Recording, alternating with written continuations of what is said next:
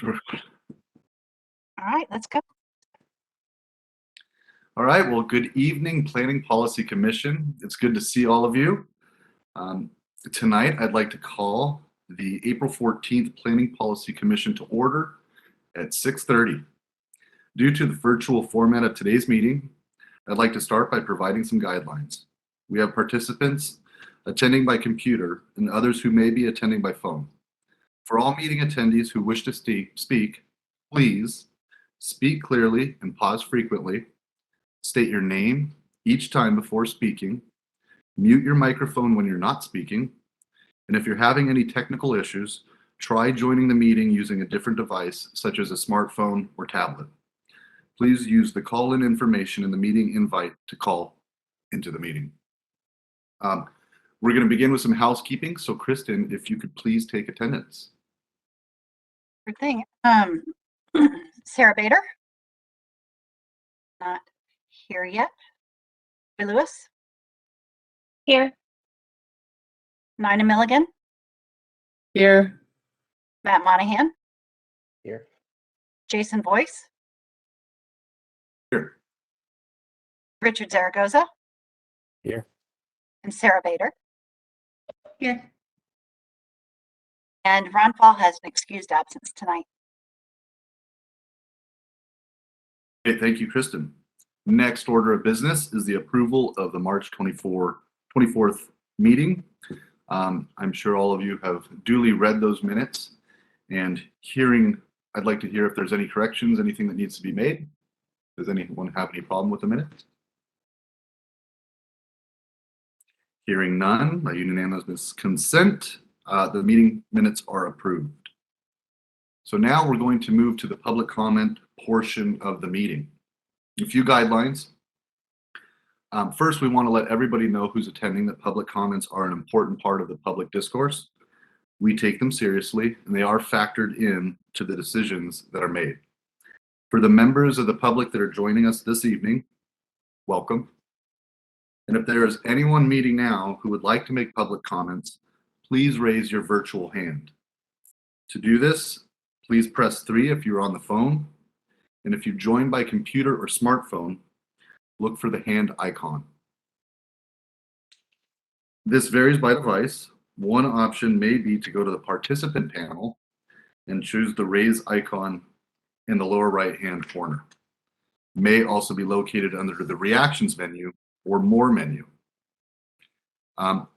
Also, people should know that at this point in the meeting, we are taking general public comments. So this is not specific to the conversation that we're going to have. This is basically general public comments for the Planning Policy Commission. When recognized, please unmute your microphone, state your name, speak clearly and pause frequently, and please limit your comments to 5 minutes or less.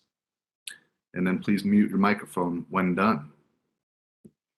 And if for some reason you do lose a connection unexpectedly, the meeting will need to continue to proceed, and you are encouraged to rejoin the meeting. So with that, do we have anyone who'd like to make any public comments? Yes, we do. Susan Neville would like to speak. Great. Susan, I have just made you a panelist, and you are unmuted, and you can turn on your camera if you would like. Hello. And you can hear me, I think, right? Okay. Hello, everyone. Thanks for the opportunity to speak tonight. I'm going to really speak to what we're discussing later, and which is tree canopy. I have a few issues to bring up. One of them, Susan? yes. We've already taken public comments.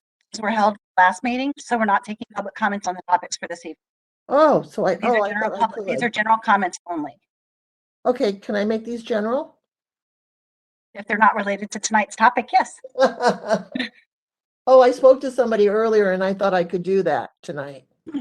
Well, I really don't have much to say, but thank you for all your work. And I look forward to an interesting conversation. Thank you. I even got my video to work tonight. Take care. Thank you. And just a good housekeeping note, and Kristen, you can probably tell me if I'm saying this incorrectly. One of the reasons why is because legally, if it's not provided in the public hearing, it cannot be captured. Am I getting that correct? I think so. Yeah, so this is still part of a public hearing, and all of our public comments regarding this topic, the public comment period was opened and closed at the last meeting. And so those are the only comments that we can deliberate on tonight. And in addition to that, last time when we held public hearing, we had both the environmental board here and the park board here, and they were deliberating on the same comments. So to have additional comments that they're unable to deliberate on, it's not, Okay. so part of the public hearing is not right. Well, thanks for Appreciate the that. I think the clarification. explainer helps. Yeah, Thank I you. agree with Susan. Is anyone else signed up to speak? No one else has raised their hand. All right, well, thank you very much. So tonight is, as Kristen had mentioned, this is a continuation of the public hearing for Title 18 Landscape and Open Space Code Updates. Tonight is the deliberation portion of the public hearing. So all clarifying questions hopefully have already been asked. And tonight we'll be listening to the presentations. We've already been able to look at the deliberations from the previous boards just mentioned. And tonight staff will be providing a quick summary of public comments within the scope of this project and responses to then move on to policy questions for PPC and then deliberation and direction. So as we did on April 7th, we're going to start with community space and green necklace, and then move to tree preservation and conclude with landscape and open space. We'll deliberate after each topic. So I believe Minnie is our first presenter. So when you're ready, Minnie, please present, and it looks like it's going to be on the green necklace and community space. Good evening, everyone. So Kristen, if you will give me the presenter ability, I can open up this.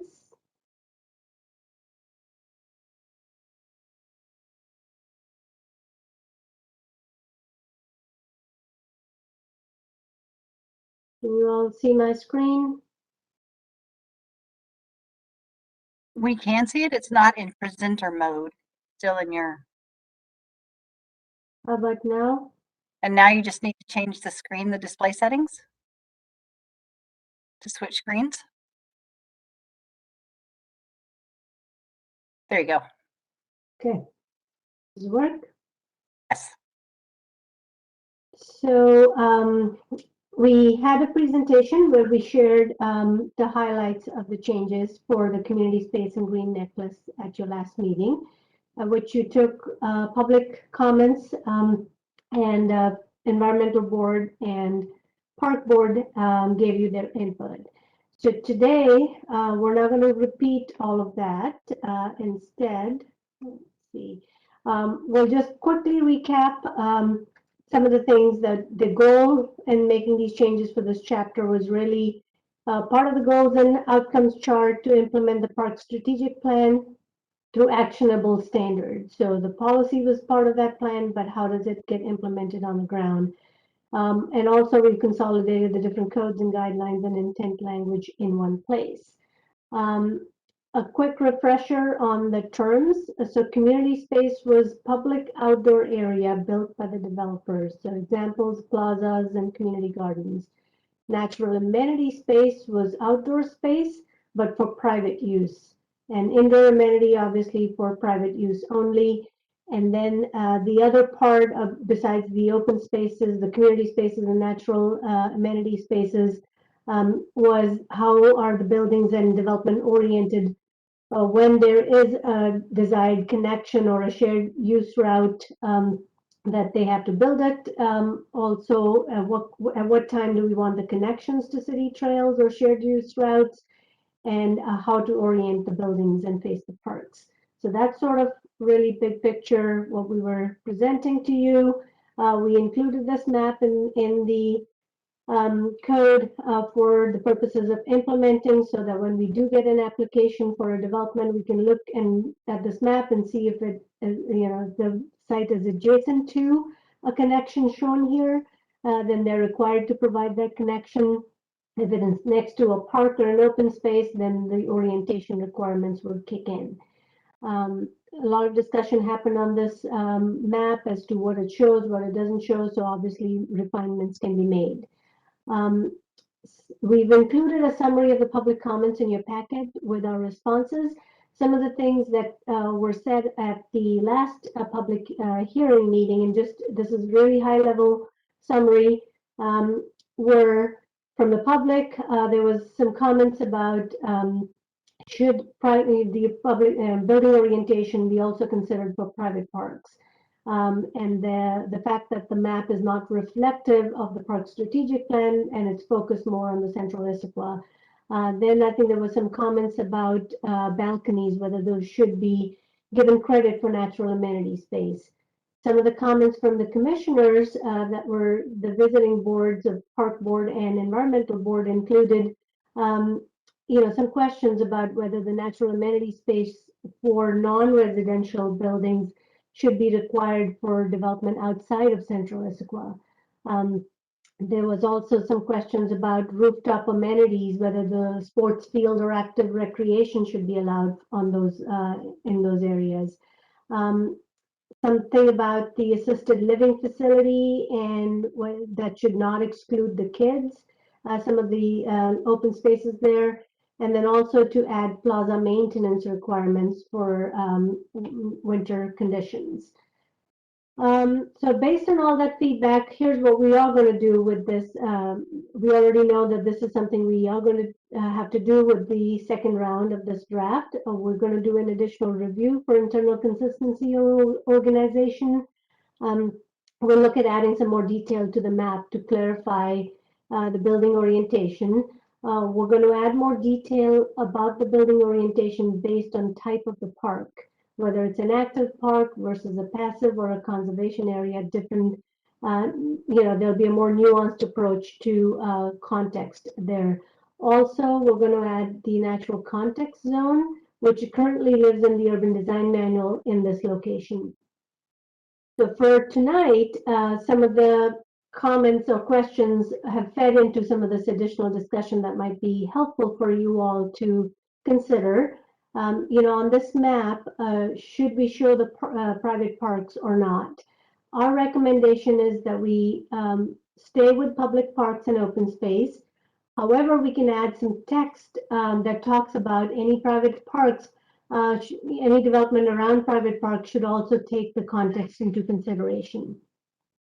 The second question for your consideration and discussion is the natural amenity space for non-residential projects outside of central. Do we need to add some requirement there? And then the threshold of 5+ lots at this time triggers a natural amenity space of 48 square feet per unit. And should we raise that to nine lots? So smaller infill type of development would not have to provide this smaller amenity space. And really the reason there is for 5 lots times 50, you're going to get a 250 square foot area. And for these smaller developments, the HOAs and the upkeep of these smaller open spaces may not be as appealable as 9 lot, where you get a little bit larger space, and you have a homeowner association that takes care of these spaces and so on and so forth.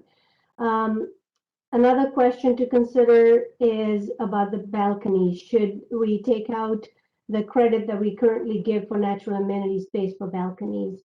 And then the last question is really anything we've missed. Do you think we've met the goal 11 or not? So that's sort of our attempt at capturing all the discussion that has happened so far to give you some food for your discussion tonight. With that, I'm going to pause at this point. That concludes my presentation. Great, thank you, Minnie. And before we move on to deliberation by the Planning Policy Commission, we are going to return to public comment momentarily to let one speaker speak who apparently was overlooked. This does not mean we're opening it up again.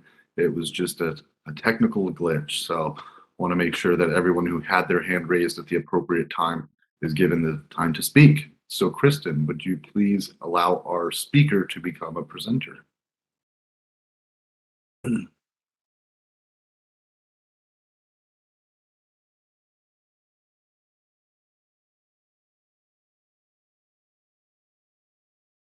Hello, hello.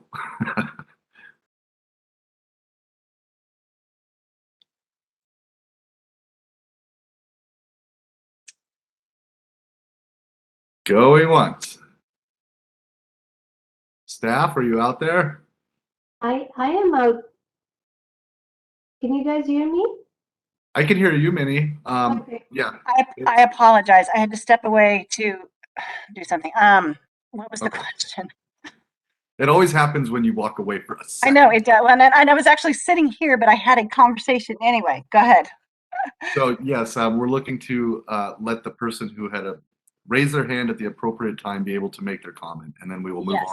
on. I will make Connie right now a panelist.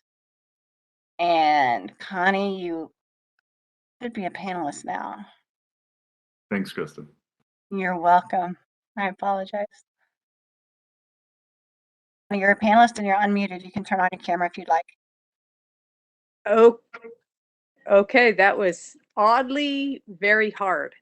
So I'm Connie Marsh. I live up on Squawk. You all have heard much from me.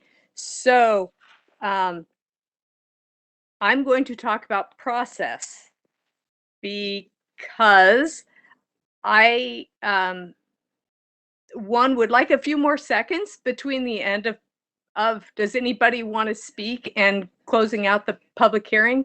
Because sometimes it actually takes more than 4 seconds to get your hand raised. So then the next thing is, in my years of commenting on code, I have never heard in a non-quasi-judicial situation where there isn't a near-term decision at hand on a legislative item to have public comment cut off for a discussion even after other committees have had this situation. So does this mean that the public is not going to be able to speak on this topic when it goes in front of city council? Because that is basically the same situation where PPC and the other boards will not be able to hear it, though council will. And if this has changed, I would really like to see the legal basis for this, because you guys have a table in your package that we have never been able to comment on to see if these responses to our quandaries, questions, and comments were correctly or adequately addressed. And so that's actually the first time we've ever seen the answers to those is in your agenda. So this is things that are missing and things that are misunderstood are all in that. So I so strongly disagree that I've already written my letter to the city council asking for clarification on this. So I don't know what to do about it, because I feel like public comment was a little chopped off for making our thoughts more clear as they were misinterpreted in the table. Thank you.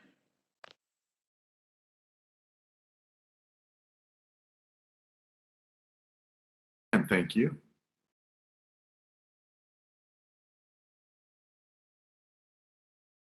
So I believe now we are going to deliberate as a commission. So please feel free to begin writing into the chat box.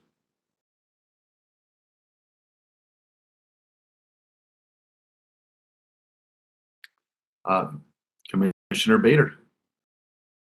Thanks. Yeah, don't get too excited that I'm first. This is Sarah Bader. I just I don't know if it was my internet, but I didn't see the slides, Minnie, during your presentation. I wasn't able to scribble down all of the different questions that you raised fast enough. So I wanted to see if you could pull those back up. Sure, I'm happy to get the question slide back up.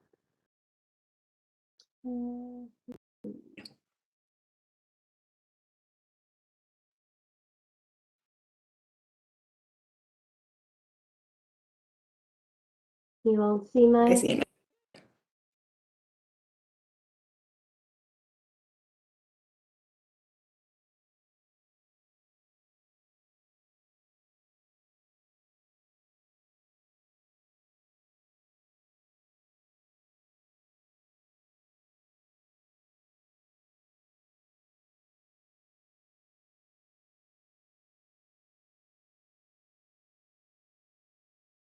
All right, here we go. We've got a comment from Commissioner Lewis.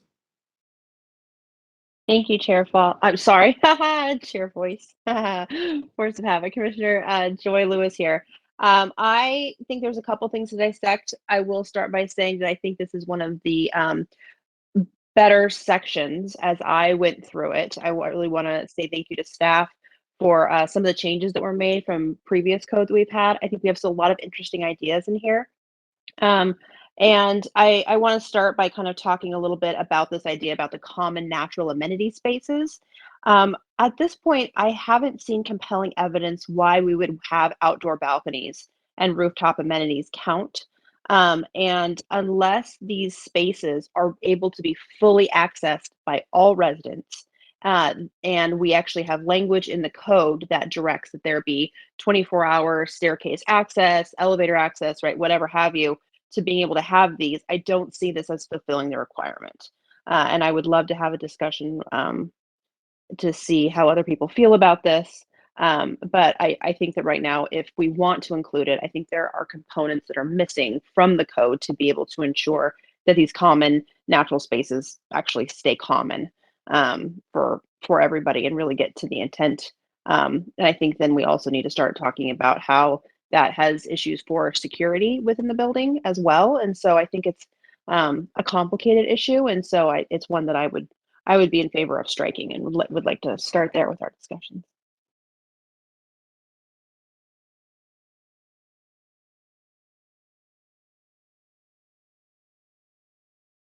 All right, well, Commissioner Lewis has put it on the table. So please, commissioners, feel free to answer the question before you or chime in. Commissioner Milligan has a question. Yes, thank you, Chair Voice. This is Commissioner Nina Milligan. Minnie, could you please show us, do you have a slide that has the definitions of those different spaces so we can refresh our memory and jump in on this conversation? Sure. Thank you. I'm having a hard time searching through the big packet to get it handy. Thank you. Yeah.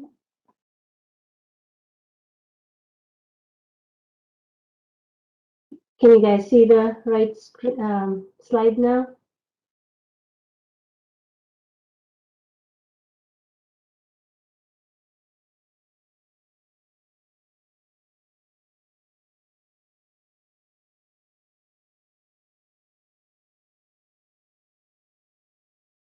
So just a little bit of clarification for me. It's the natural amenity spaces, and I think this was alluded to by Commissioner Lewis. Those are the ones that would actually have the patios and courtyards.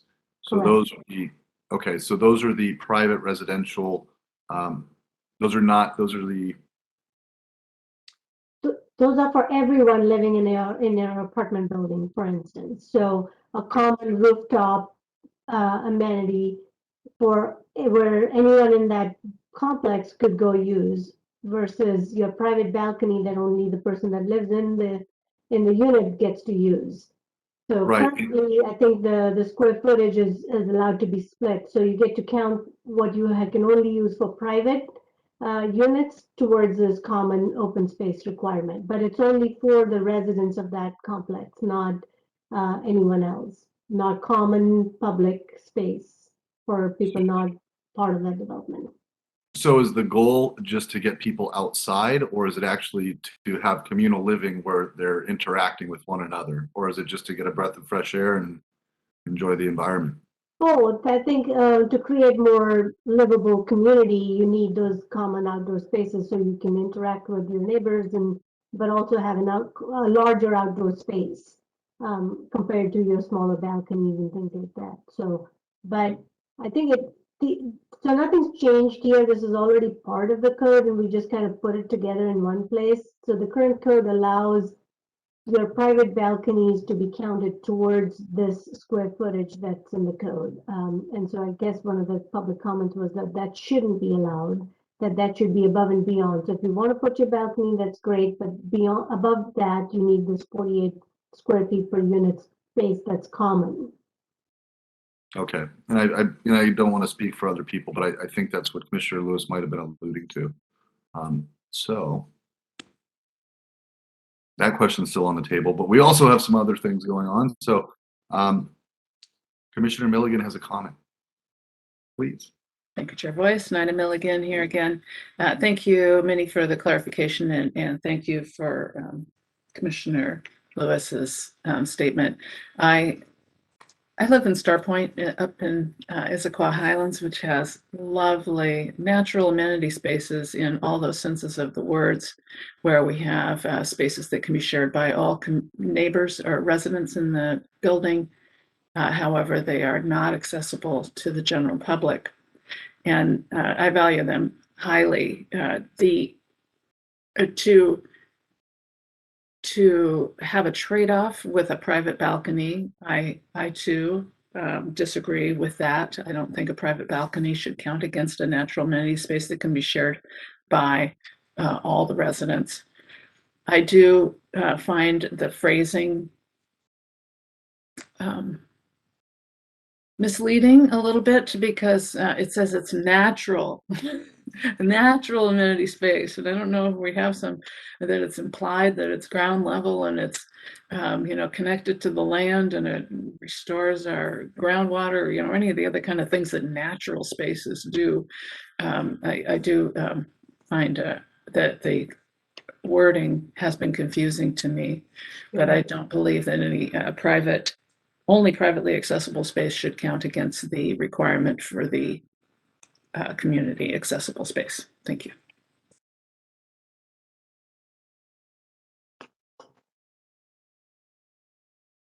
Great, thank you, Commissioner.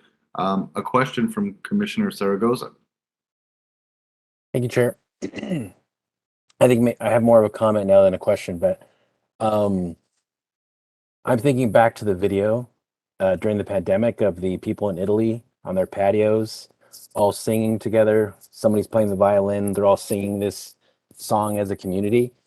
It's a beautiful scene, and I think that in urban situations and public buildings where you have balconies, being out on your balcony is essentially your yard space.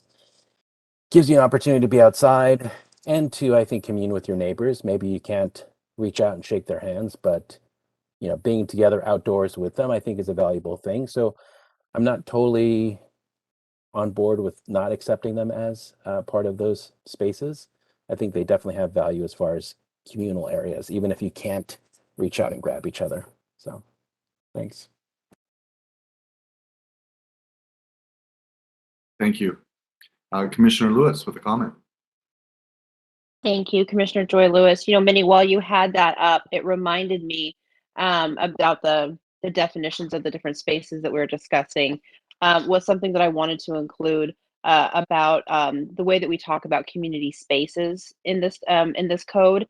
And there hasn't been any kind of detail in the code about how we mark community spaces and being able to tie in our signage, our waypoints, to be able to really help the public know what spaces are public and what are private. And when we put in here these different varieties of things, it would be nice to be able to see. And for frame of reference, everyone, I'm looking on page 13 of 19 of the code packet for this. It's section E2, where we talk about the community space. I would like to see language about how it's marked to be better identified to the public for community spaces. Thank you. Good point. Yeah, great point. Commissioner Milligan. Thank you, Chair Voice. Commissioner Nina Milligan again. I think I'll just go back to the other bullet points and just finish up the topics that we're talking about. I want to respond to Commissioner Zaragoza's comments about balconies and elaborate that the balconies are also of high value. I think they're just not interchangeable with the common areas that the natural amenity area is intended to require. I wouldn't mind if we required balconies too. I think that but the market should, I hope, direct that these qualities be in our finished buildings. I didn't mean to say that the balconies weren't valuable. I do want to touch on a couple of these. The question number one about private parks being on the map. I know this is a challenge here in Issaquah Highlands where we have a lot of private property that's publicly accessible, and the issues of liability are always crop up as, should we be directing people? Yeah, go over there. Yeah, sure, you're welcome here. Yeah, go over there because of the issues of liability. And I would like to instruct the staff, if they haven't already, which I'm sure they have, to talk to those homeowners associations like Talus and Issaquah Highlands to find a resolution for that. I don't feel qualified to do so. I do know it's a challenge. The other one I want to talk about was moving from 5+ lots to 9+ lots. I don't remember us having a consensus for doing that, and I wouldn't be inclined to move the requirement from 5+ to 9+ as the minimum, mostly because I wouldn't, it's like a discriminate against because there's only 5 or 4 units in that pack. The amenity space, the gathering space, the place, the base of a multifamily community still needs a bit of anchoring, a centering place for all of the residents who live there. So I disagree with the going from 5 lots to 9 lots. I also think that a builder could easily get around that and say, hey, I'm gonna, anyway, let's not say that. I'm just gonna say that I think it should be the 5. And then the last one, that's all I have. The last question asked if I have anything more. That's it. Thank you. Thank you. Commissioner Lewis with a comment. Thank you, Chair Voice. Commissioner Joy Lewis, I agree with Nina's comments about not increasing the threshold to the 9 lots. Right now, we're talking about 48 square feet of requirement. I remember back to my apartment days, and I would challenge anyone to really feel that 250 feet where we would put a bench and a planting pot would be such a hardship that it would limit the availability of people to build the kind of housing that we want in Issaquah. I don't see that as being a hardship right now, and so I'm not inclined to move it from the 5 lots, unless obviously staff has more compelling information that you can tell me that this would so drastically contribute to getting our missing middle in some sort of way that's advantageous. So I'm not a fan of doing that, and to speak on that particular point. And I do want to mention too that that the proposed changes that we have right now for goal 11, I do think that we're achieving that. So I do want to say thank you for that point.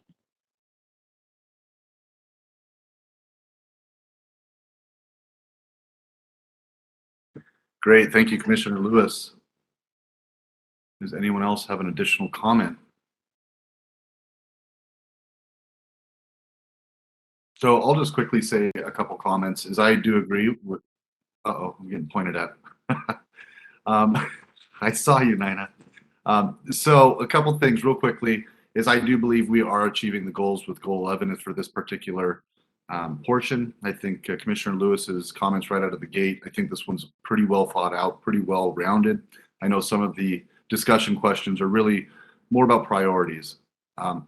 I understand everybody wants to build the best quality buildings and that. My concern, and I think it's a legitimate concern, is Issaquah is already a pretty expensive place to live. And again, to a lot of people's points, these are wonderful amenities, and I believe it will raise the quality of life. But I do think by doing some of these things, as long as people are prepared to make that commitment, and I'm fine with it, the property value here is not going to become less expensive. It's going to become more expensive. I think things, like I said, little things like increasing from 5 to 9. I know we had already discussed short plats. Again, we can ask small developers who are redeveloping and subdividing very small lots to do more, but that cost will be passed on. So I think it's something to think about.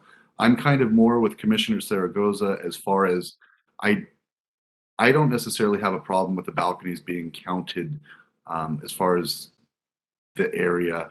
I think as we see Issaquah be built more into central Issaquah, we're going to have less and less land supply. Balconies do provide an opportunity to enjoy the environment, which I think is pretty much the basis of our goal. Now, is it the best way to do it? Probably not. But again, as we start infilling into central Issaquah and other areas, we are going to have less and less to work with. So if we make these too stringent, I see costs getting higher, and I don't know if what we're getting in return is worth it. So those are a couple things that I'm a little concerned about. Again, people could make arguments. I'm not particularly sold either way. Those are some concerns as we continue to move forward through the process. All right. And we have comments, more comments. Commissioner Bader.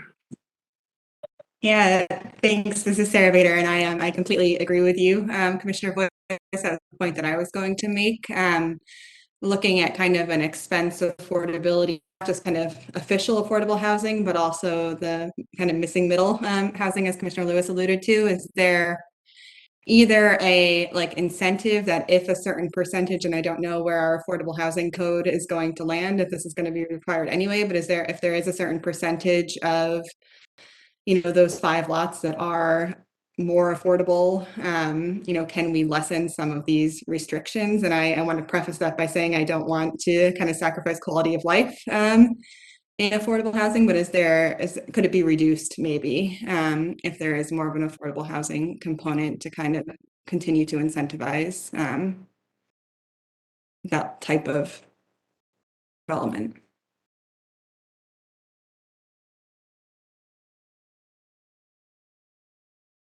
Food for thought. Commissioner Monahan. Hey, thanks. Matt Monahan here. Completely agree with both Jason and Sarah, a +1 to everything they said. And then I'll comment on the first point. I take Nina's point that, yeah, we should probably talk to some of the bigger HOAs out there. Completely agree. But I'd be inclined to not include private parks. The city of Issaquah would be, as the local government, publishing a map. And so I don't want there to be any possibility that somebody could be, relying on a city map to do something that might technically violate some property rights somewhere. I don't want the city to be, the voice of that potential jeopardy. I know I'm a lawyer, but I'm definitely not a property lawyer, so I don't know what the issues would be. But I don't want us to encourage the city to get anywhere close to that particular issue. So I think they should be left off. Thanks. Great, thanks, Commissioner. So you're basically saying that the city shouldn't publish the private natural amenities in their city maps? Yes, because I think that would lead any citizen who looked at it being like, oh yeah, I can definitely go there and enjoy it. And there might be circumstances where they can't. And I don't want the city being the one who might have encouraged that individual to unknowingly violate some property right somewhere. Great, thank you. Commissioner Milligan. Thank you, Nina Milligan. Thank you so much, Matt, for bringing that up. Chair Boyce, I was just going to clarify that I think he's referring to public and private parks, not natural amenity areas, which are definitely just residents only, just for the listening public. There are so many terms flying around here. Hard to keep track of them. Thank you for following up on that, Matt. And thank you for following up on that, Commissioner. It's a group effort. So looking out to our planning policy commissioners, is there areas where we find consensus with one another? Is there anything we can pass on to help this first draft be a strong first draft in order for the city to then churn and turn and then deliver us a better final copy?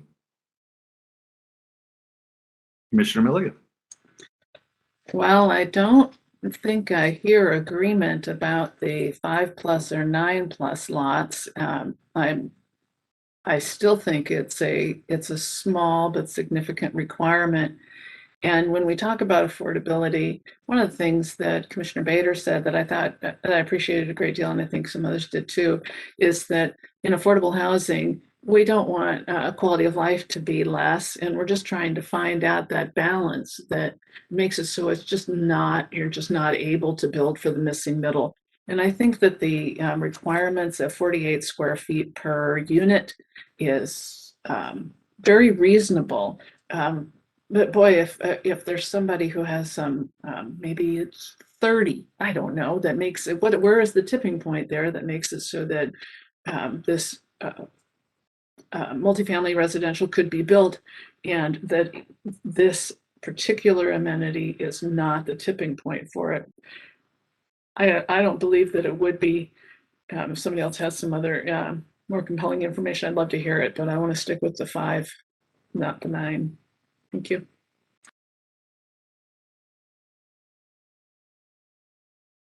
Commissioner Zaragoza. Thank you, Chair. So I could stick with 5 as it is today, and I think including balconies in that, I think helps. You know, those people are trying to create those buildings. You know, if it's cheaper or easier for them to use less square footage by putting in balconies on every apartment, rather than having to have large open spaces, I think that makes it easier, right? Maybe I'm wrong. Maybe the balconies go away for the 9. Maybe there's some middle ground.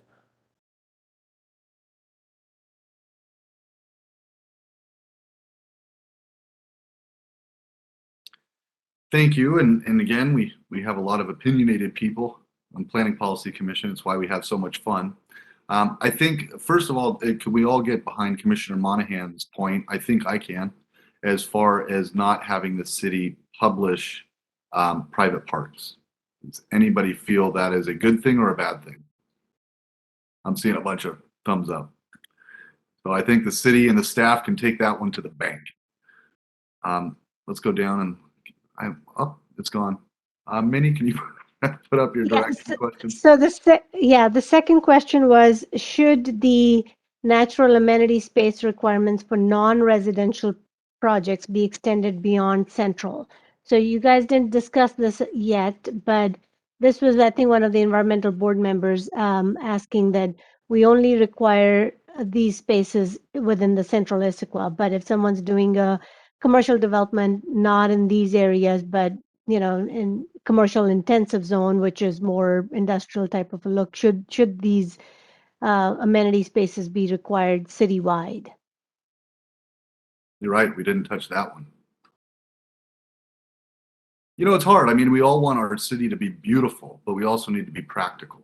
And again, in our industrial area, kind of where the quarry is, do you really need to have balconies on buildings? I know, again, for every board, a hammer is a nail. So we're all coming at it a little differently, but does that make any real sense? Again, I want our city to be beautiful to drive by and look at and for people to go, wow. But does it make sense? And are we going to attract the type of development in certain areas that we want and that people can afford? Yeah, and if I may, Chair, add, and the reason why we didn't do that is because with this update, we weren't changing any policy. So we were trying to keep the regulations aligned with the policy of what the desired outcomes are for these areas. So that's one of the reasons why this particular draft did not go above and beyond and add these requirements to other areas. So our recommendation is to not change policy at this point and go beyond what already is in the code related to this. But since this was a comment and by one of your fellow commissioners, we wanted to have an opportunity to discuss. No, and I appreciate the background. I think it's important to have that context. Anybody have any thoughts on that? I don't know if these are old comments or new comments. Commissioner Lewis has a new comment. Thank you, Commissioner Joy Lewis. I will say, Minnie, that at this point, I agree with the city's recommendation to not change policy and make it citywide. If for some reason the city thinks that this is something that's worth exploring, I'm certainly open to hearing it. But right now, I haven't been given enough information to be able to fully weigh the pros and cons. And so I will say that my position of agreeing with right now the city position is more of a default position, because I don't think that we've been given the space. That's kind of why I haven't brought it up as a discussion. So if it's something that council thinks is interesting, I'd certainly be willing to look at it. more detailed for when we see the next draft. But at this point, I agree with your recommendation. Thank you, Commissioner Lewis. Commissioner Zaragoza. Thank you, Commissioner Zaragoza, and I apologize for not stating my name the last couple comments. I just realized it. But I wanted to say that I think extending it out it would be a great discussion. I think that is something that we should probably consider and think about, but I totally agree with the recommendation that for now, let's leave it alone and not extend the policies as they are. So, great. Thank you. Commissioner Milligan. Thank you. Nina Milligan here. I have a question, if I can ask Minnie a quick question just before I make my comment, and that is, Minnie, can you remind me, is this talking about commercial and mixed use? Yeah. Yeah, okay.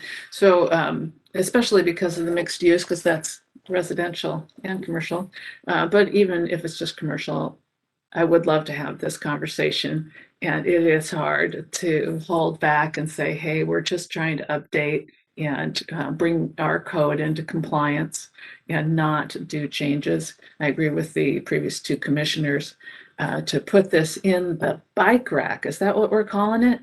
Yeah, we've had a few terms. Whiteboard, I think, was where we've landed. Okay, well, put it somewhere, because we really would like to have this come back as soon as we possibly can, but resisting the temptation this time. Thank you very much. Great, thank you, Commissioner Milligan. I'm going to throw in my hat behind my fellow colleagues and agree. We've got a lot on our plate. We're already doing a lot of heavy lifting. I'm not looking for a perfect code. I'm looking for a good code. And again, all of this stuff can be looked at again in the future. But right now, that wasn't what was asked of us. And to start opening Pandora's box at this point doesn't make a lot of sense. So Commissioner Monahan, I believe you're the only one who hasn't. Commissioner Bader, if you guys would like to speak on this, please feel free. I'll give you guys a couple seconds to let me know. Otherwise, I think we'll move on and see if we can't get consensus on the last two.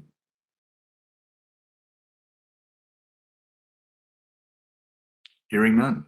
What was the next? So I think the staff can also take that one, that we're comfortable to just keep it where it is right now. What was the recommendation of staff? So, So the next question is, should the natural amenity space threshold be increased from 5 lots to 9 lots? here you might find not as much consensus. Would anyone like to go? I'm personally, I'm a proponent of raising it. I'd like to see some of our infill happen. And again, just I'm concerned that some of the stringent requirements that happen. I mean, when we were talking about short plats a couple months ago, I think I might have been one of the people that was in favor of seeing that raised from 4. I think we were talking 4 back then, 4 to 9. So that's my piece. But please, open floor.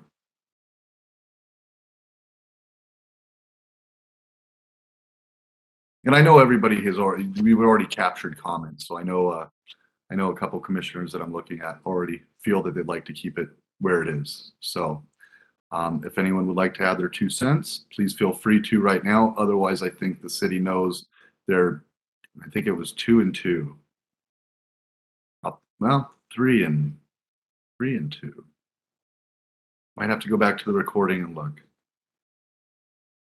How many for keeping it at 5? Raise your hand. 3. 3 to 3? Oh, okay. One of the commissioners has a comment. Commissioner Bader. Yeah, this is Sarah Bader. I am more in favor of keep at 5, but want to just kind of think of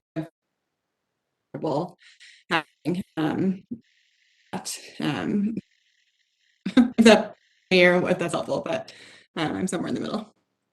Sure. I think the 2 nuances we heard was, one was, can it be tied to an affordable housing? But I think there wasn't consensus on treating affordable housing different than the others, but we can, explore that. The other one was, maybe we allow the private balconies for less than 5 lots to count towards the common space. if we are going to get rid of the balcony to be counted, but let the smaller developments count the balconies was the other kind of nuanced to this topic. We are nothing if not a democracy, so the commissioners have spoken. So moving on, I think we only have one more question and then we can move on to the Yes. presentation. So the last one was the private balcony. You know, should the natural amenity space be allowed to be counted to the balconies be counted towards natural amenity spaces? Yes or no? I think we just heard an earful about that. So Yeah. So no is the sort of the majority opinion, sounds like. How many for yeses? is everybody comfortable with Minnie's proposal? Is that a no? A hard no? Okay. All right. And then the last one was really anything else we missed in this draft, if you would like to add to the list that we should explore, you know, research, add, or does it meet the golden outcomes that we had charted? So we heard we're headed in the right direction. Yeah, I believe so. That concludes this topic. And the next one we're going to do is trees. And that's Dan's going to do the presentation on that one.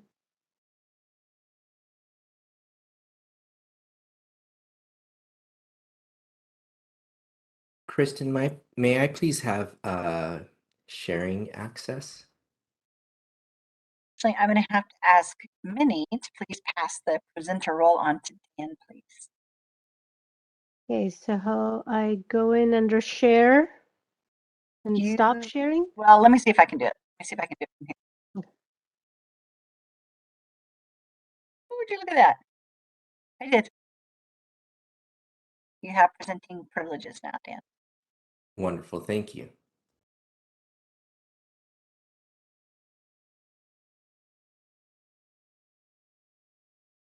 Okay, well, good evening, everybody. I'm going to be discussing trees, and I'm going to first start by going through a summary of comment responses, and then from there, I have a couple of policy questions that I would like the commission to discuss. So, summary of comments. I tried to compile all of the different things that we heard. We received a lot of comments on trees, both from the Parks Board, the Environmental Board, some of what we heard last week, previously from the Planning Policy Commission, and then the ones that we received from residents. Tracking of replacement trees came up a lot, and basically the gist of that was what tools is the city going to use to track replacement trees, and if at all. And we originally had not intended to, or we did not include tracking in code, but our recommendation moving forward is to put tracking into code, and then the how will be another discussion. But we expect that we will use aerial technology such as LiDAR, GIS, and then on-the-ground inspections. We also heard about bonding and reporting for replacement trees. We will be exploring that. Exemptions for the city. This came up a few times as well, and it largely relates to an existing exemption carried over to the new code. It's for right-of-way because streets and sidewalks are considered essential facilities.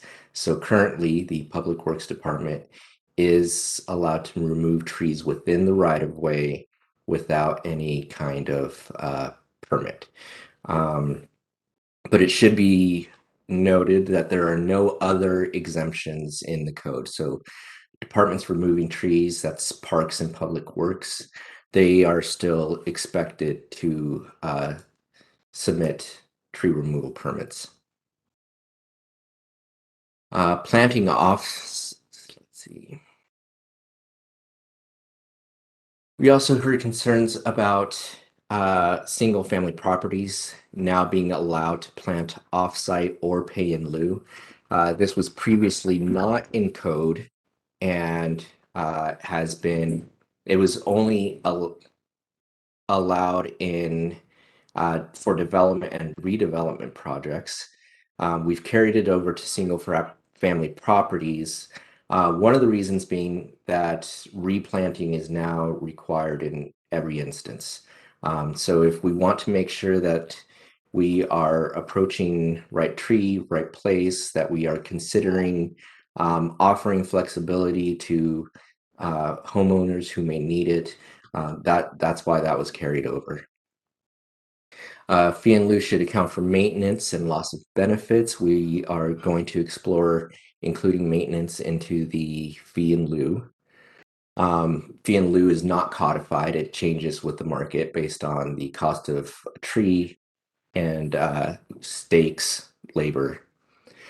30-year targets do not account for loss of short-term benefits. That's true. If we are going to, I think there's an acknowledgement that if we were going to allow for trees to be removed, including hazardous trees, that there is going to be a short-term loss of the values and benefits that trees provide. I do think that, we have approval criteria so that not just anybody can come in and ask to remove a tree. That's currently the case today. You could remove a certain number of trees on your property without a permit. We've eliminated that option, and so now everything requires a permit, and you need to meet approval criteria. So we are doing what we can while also being cognizant of property rights. The first policy question that I have, I only have two, is should we codify the nomination process and establish regulations for heritage trees? The recommendation that we have is to codify the heritage tree program and the nomination process and establish regulations for removal.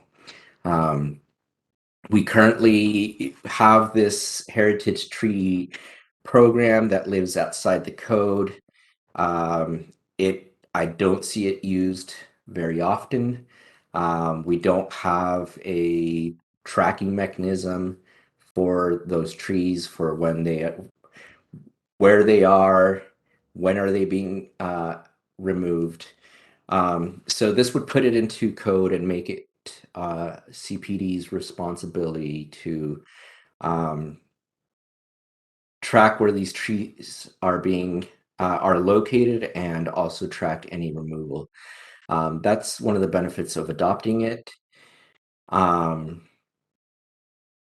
Right now, there's also no regulations that treat heritage trees differently from any other significant tree in the city. So we would now the code would apply to these heritage trees, and they would be treated similarly to landmark trees, meaning that they would need to be designated as hazardous by a certified arborist in order to be removed. The only con is that our removal regulations for landmark trees would be applied to this. There would be nothing else that we can do. If it's deemed hazardous by an arborist, then they would be allowed to remove it. There's not anything more we could do in that particular case. The second question that I have relates to, should the proposed canopy coverage be further refined by lot size and land use? We heard this a lot. We have these established, or these proposed, canopy coverage percentages. They're based on sub-area, and they currently make no distinction between lot sizes or land use. So our recommendation would be to further refine the proposed canopy coverage to account for lot sizes and land use. We think this would allow for more granularity by taking into account that, for example, commercial lots are different than a single family lot. The downside to this may mean that canopy coverage is reduced in, and when I say it's reduced, I mean the targets, not, the goal is still to maintain and enhance canopy coverage, but in some cases we may need to, as we refine these canopy coverage targets, we may need to reduce some of these targets to account for lot sizes and land uses. And that is all I have, and pass it on to you to discuss. Great, thank you, Daniel.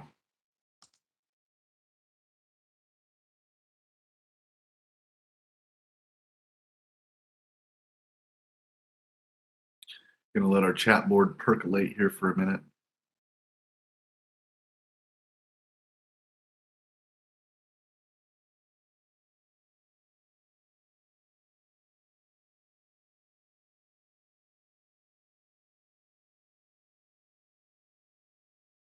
Commissioner Lewis. Thank you, Chair Voice. Commissioner Joy Lewis. I'm not going to address either of those policy questions right now because I think there's quite a bit for us to discuss about tree preservation before we get into addressing our policy questions that have been asked from us. I don't often do this, but I want to refer commissioners to an email that we received from Susan Neville yesterday.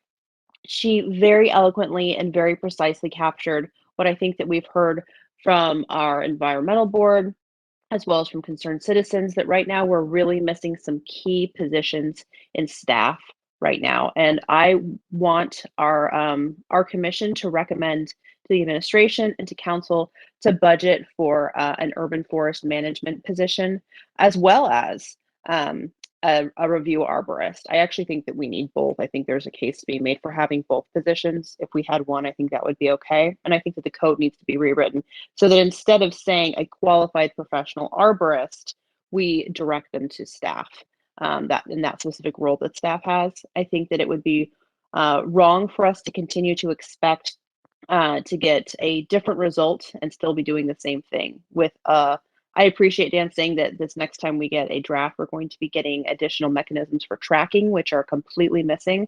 I think half of the coin is missing here right now from our tree preservation policy and code that's here. And I don't think that we're really addressing our issues of pay to remove. It's very easy to have an arborist look at your tree, say that there's woodpecker marks on it. It is dying because there's bugs in it, and it can be taken down because you pay them a fee to do so. It is not accurate for our community, and it's not accurate for our tree count. So I think that we need to seriously address tree preservation by talking about how we're actually going to be preserving trees. There's been a lot of great work that's been put into this code, but I think that comments about specifically how staff ensure it are very important and need to be passed on by this commission. I'd love to hear from other people about this. Thanks.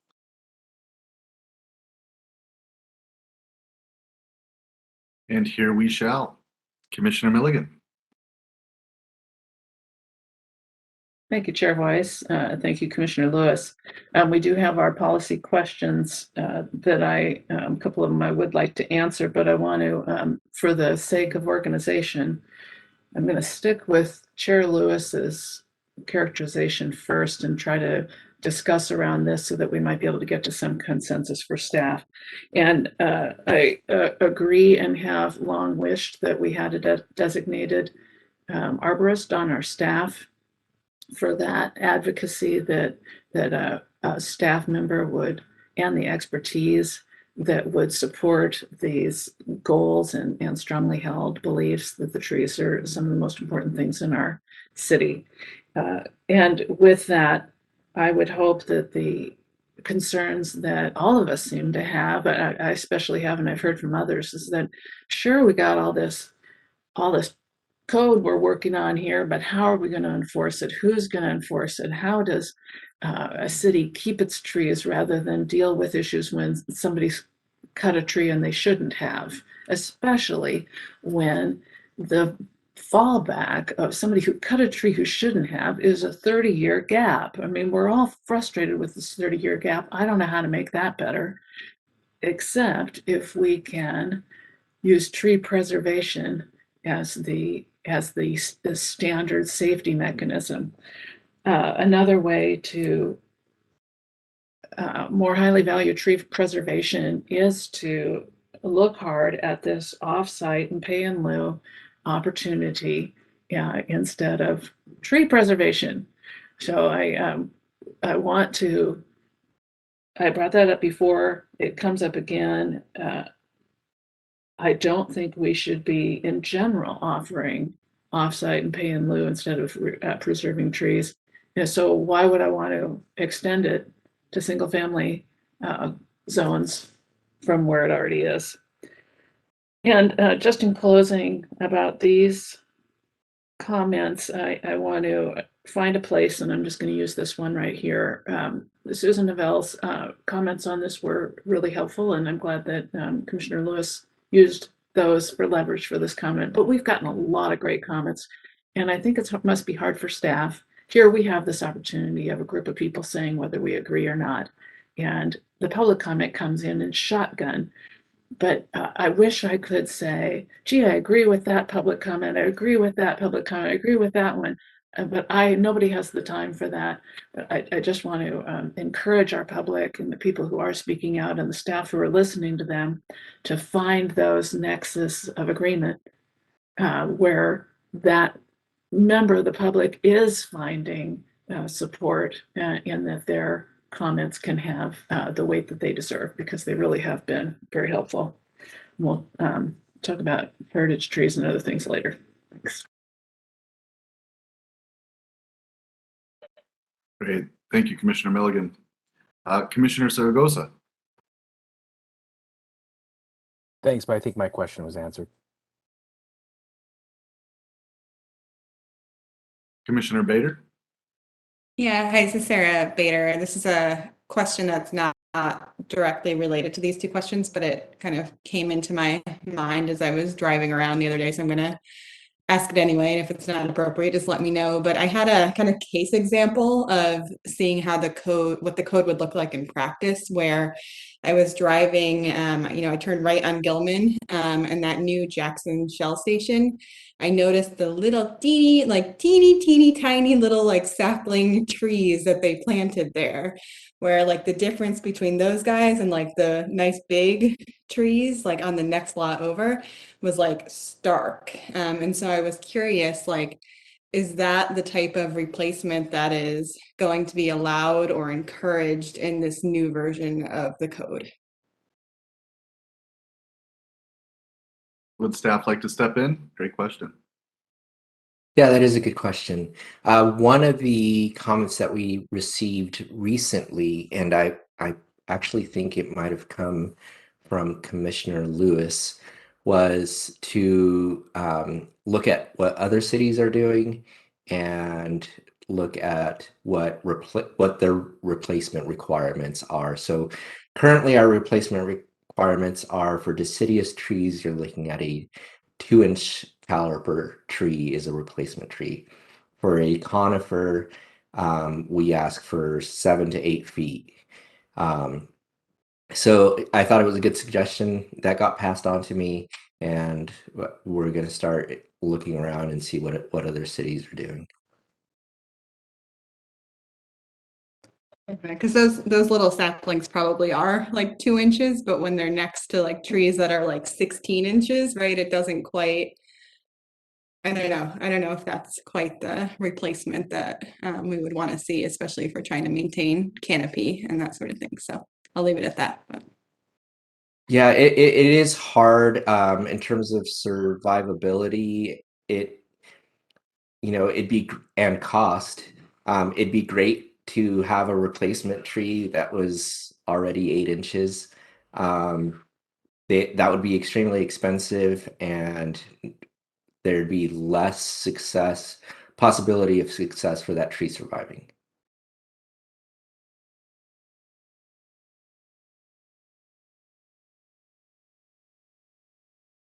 Great.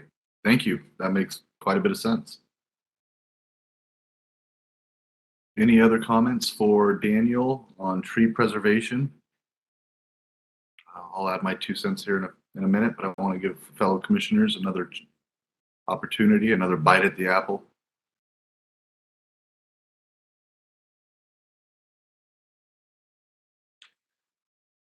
All right. Well, just a couple of top mind topics. I do think the exemptions for city in terms of the right of way is appropriate. I don't have a problem. We're not talking about potential right of ways. We're talking about existing right of ways. Correct, Daniel?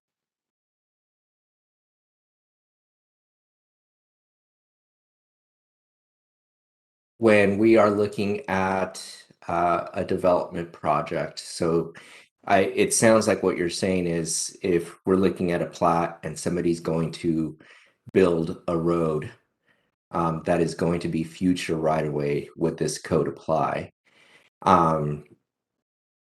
That's a bit more complex. We would apply our retention standards. They would need to replant replacement trees and street trees. And this exemption accounts for existing right of way. Okay. So that's kind of how I read it. So again, I'm okay with the city as far as having those exemptions.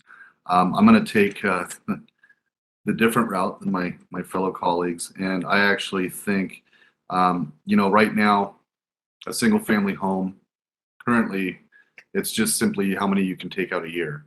I think by having to show a permit, and I think that is an additional regulation, I'm comfortable with that.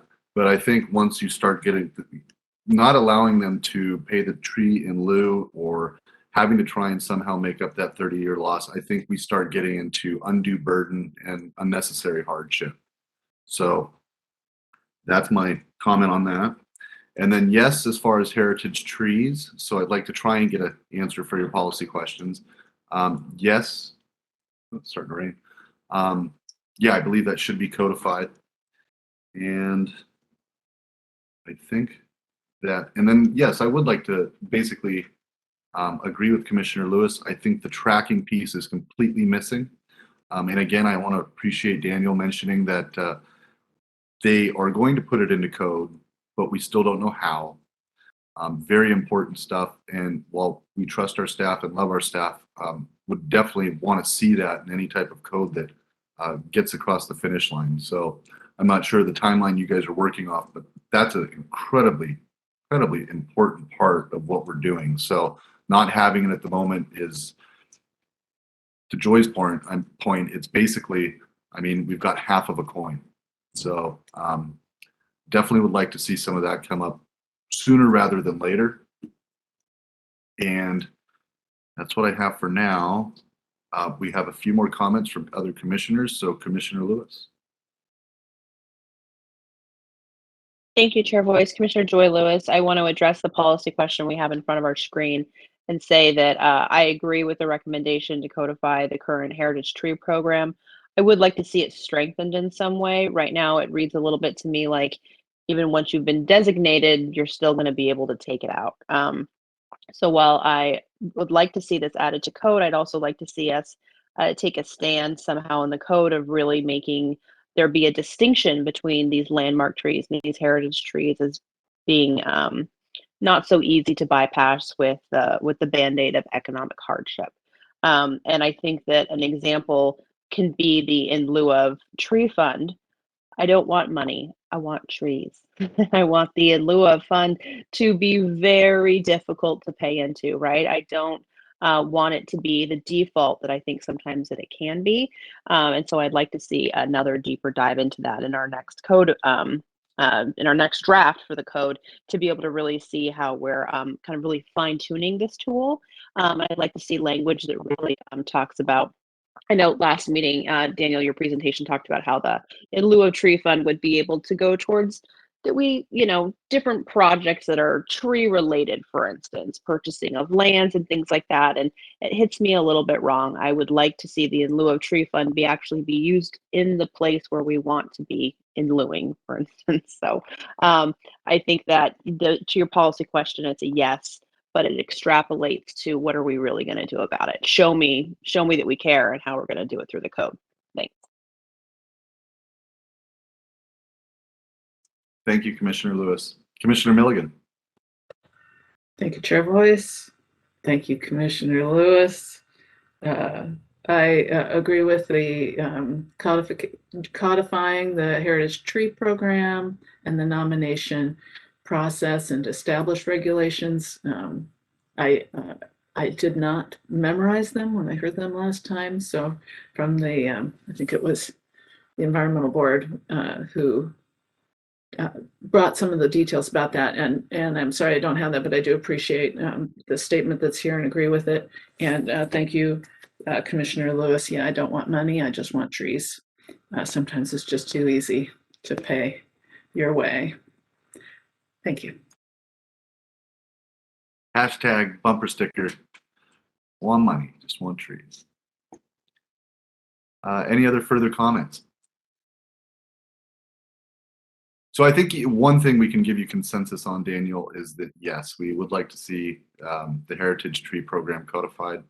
I think Commissioner Lewis brings up some good points, Commissioner Milligan. So again, hopefully by the next time we see this draft, you'll be able to bring those into it as well. I don't think we've done as well on question number 2. So maybe if you could throw that up one more time and let's see if we can help you out before we move on to our final presentation.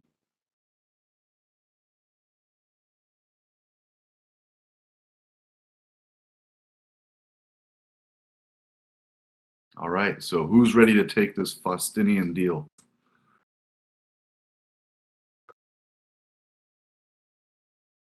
Faustian? Faustinian. Somebody help me here.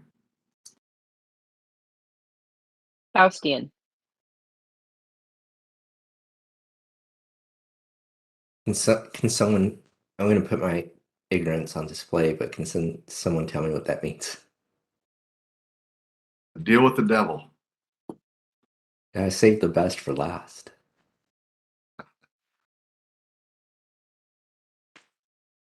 All right, we have one more policy question. It's not completely necessary that we give Daniel an answer, but we'd like to give him a little bit of guidance. Anybody have anything?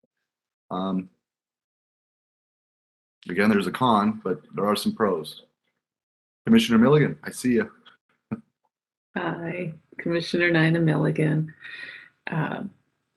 I want to answer this question not exactly the way that it is asked, but to refer back to our overarching concern that these regulations are great, but how are we going to enforce them? And what kind of resources does the city have to enforce them? Whatever way works in enforcing them and meeting the overall canopy goal. The sub areas seem to be well divided and appropriate for their distinctions in the different areas. And so it made sense to me then and seemed like something, and also not that I wanted off-site tree replacements, but because there was the line around the sub area, that meant that the canopy in that area would be consistent and maintained and protected or restored in 30 years. I know you hear my frustration. I don't know if lot size and land use is the answer to this one. I'd love to hear from the other commissioners.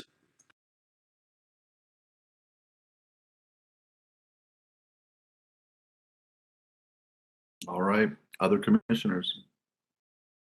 Commissioner Lewis.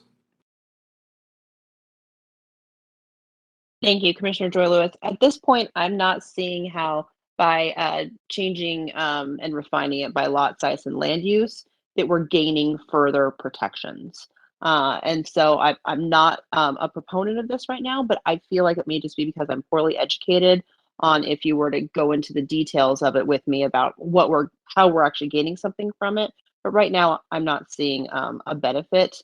What the goal that I want to get to is the 55%, right? And the goal of the 55% is not an insignificant one, and it's going to take a lot of work. So if we're dedicated to that as a community, I don't know that this is advantageous to us. So at this point, I wouldn't back it, but that also feels like it's not based on a full body of information. So thanks.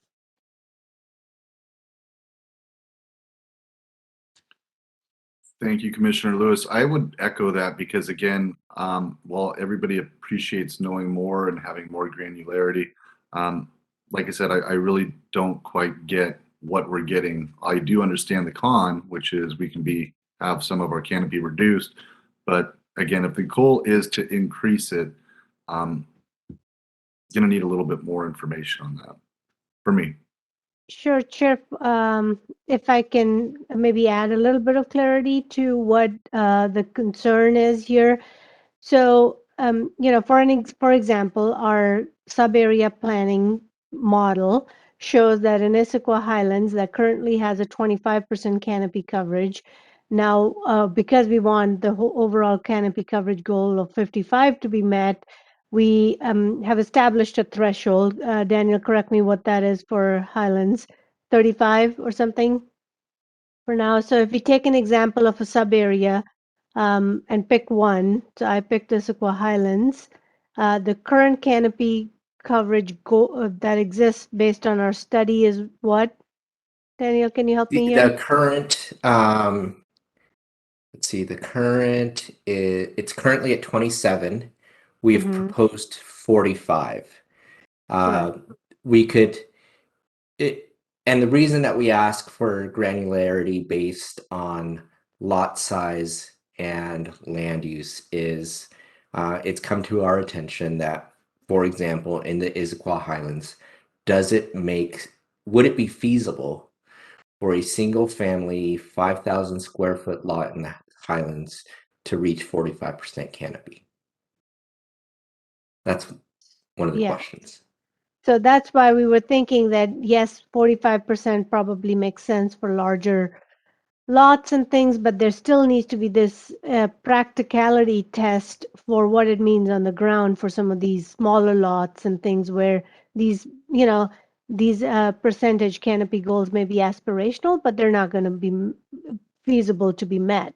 And so what would that mean for someone that has a tree growing in their foundation and so on and so forth that needs to come out for some, safety concerns, that we don't create a code that becomes has this sort of an unintended implication. So that's why taking this sub-area approach, but then further refining it to make sure that some of these unintended consequences can be addressed was the next level of research we were thinking may be useful to do before the code is adopted in the second draft. So that leads to your second question, that should we look at the sub-area plan and some further refinements to do the reality check? And that could be based on land use or lot size.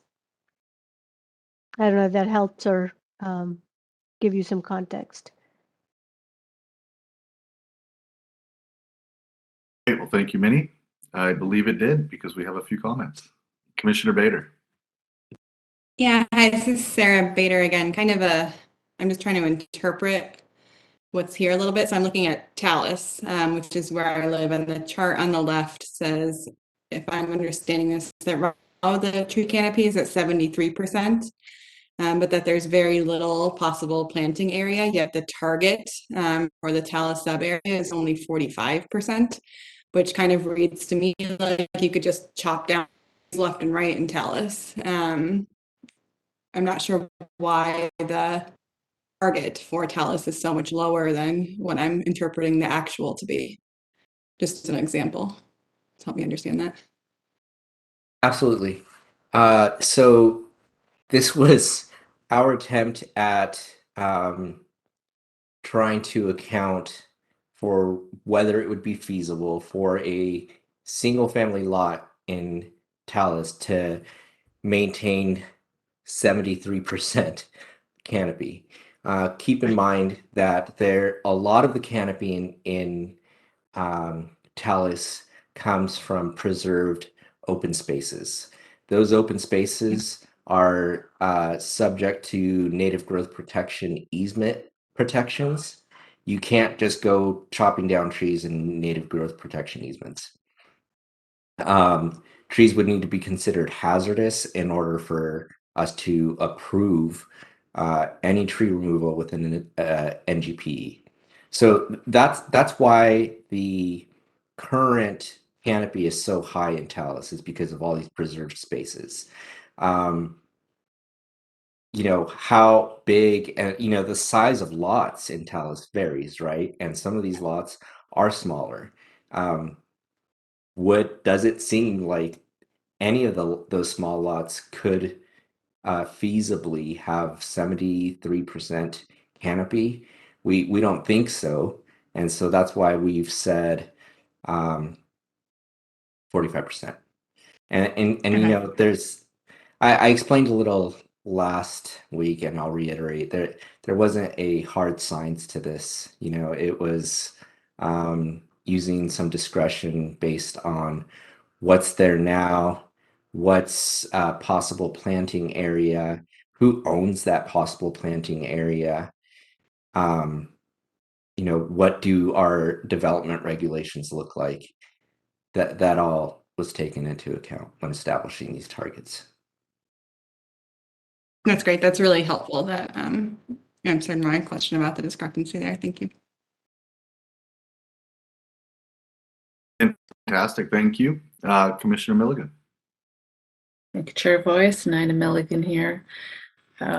I think that I did not understand where we were and where we were going, and I still don't quite understand it, to the point that Minnie made. I certainly did not want to burden each lot with maintaining the canopy coverage.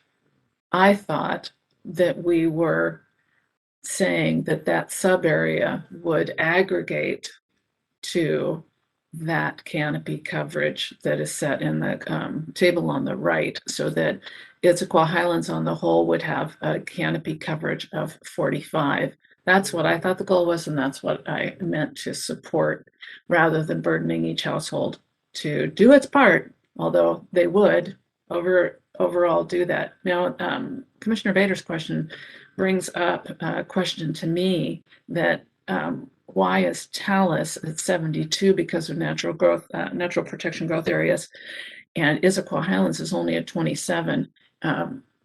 Because, and what I wonder about is, where are the boundaries being drawn?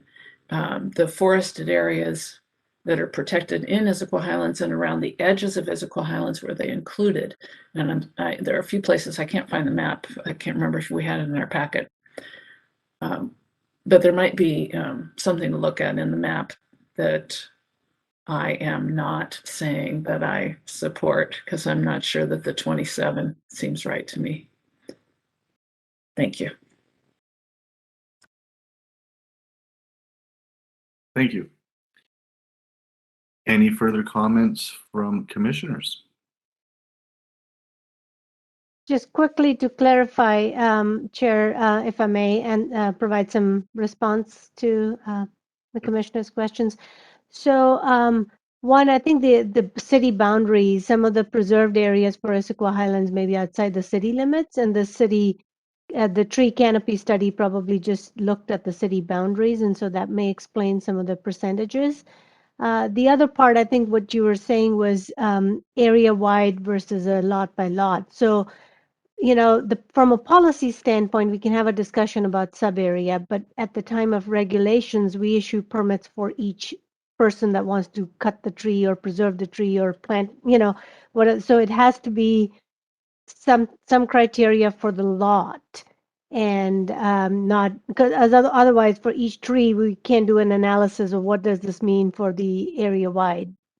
But for a policy level, for comp plan, we can establish the threshold at a sub-area level. So that's where the struggle has been. So we don't expect to solve these percentages tonight with your discussion. I think the question we're really hoping to get from you is, we continue with the sub-area approach, but we do a more ground truthing and more testing of this and come up with a little bit more nuanced approach that is more based on reality on the ground and can work at a parcel by parcel level, yet move us towards the 55% threshold.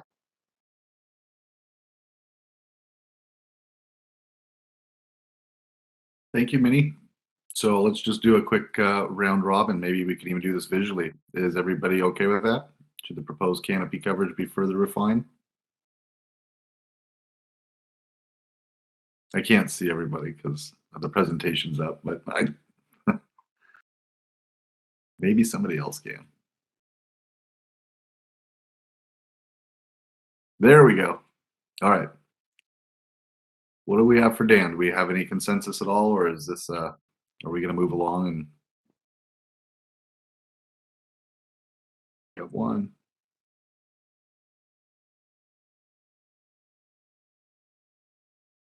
I see two. All right. Commissioner Milligan? I wasn't clear what your question, what you were phrasing. Were you saying that they continue to work on this? Not that this is the question that was asked of us, but that there will be some further thing to talk about. What did you say? Let's go with Nina's then. Everybody, right? Thumbs up. So there you go, Daniel. That is the mood of the commission.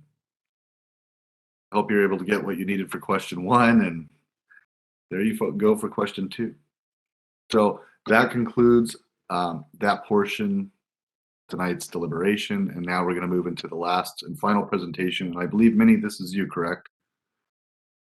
That's correct. So let me bring The this floor up. is yours. Kristen, can you give me the share? There you go. Application.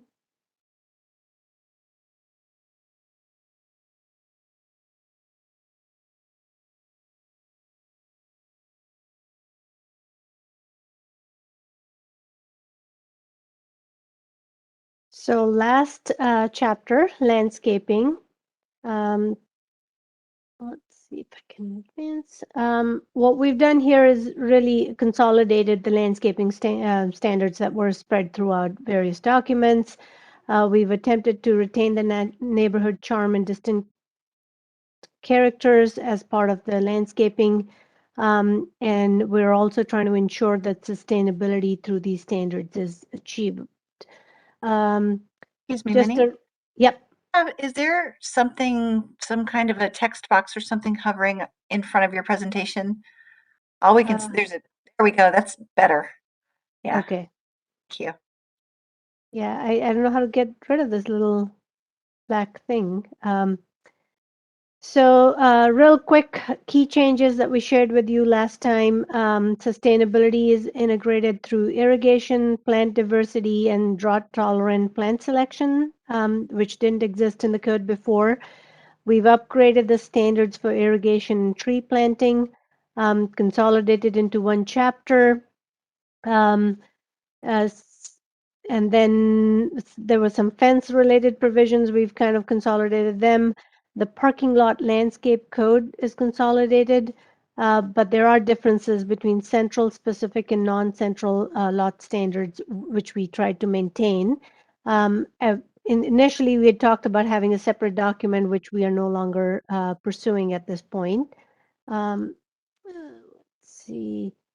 So after our discussion, some of the public comments at the public hearing last meeting related to that perhaps the code doesn't work for small businesses.